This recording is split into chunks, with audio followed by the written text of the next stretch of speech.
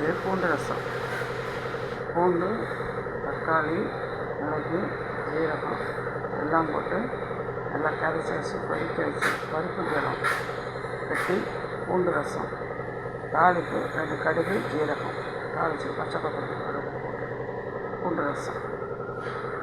இது சாதம் 3 பேருக்கு.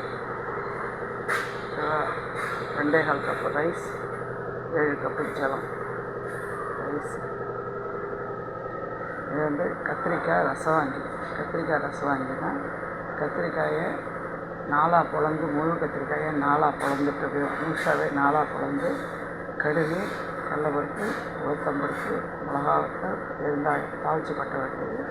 கத்திரிக்காயை போட்டு நல்லா சுருளாக வதக்கி புளியை கரைச்சி வச்சு ஒரு 25 கிராம் புளி கரைச்சி வச்சு உப்பு, மஞ்சள்தூள், 1/2 ஸ்பூன் சாம்பார் தூள் போட்டு நம்ம வீட்டுக்கு எவ்வளோ தேவையோ அதுக்குள்ளே உரப்புக்கு சாம்பார் தூளை போட்டு கொதிக்க வச்சு இந்த வதக்கின காயை கொட்ட வேண்டியது.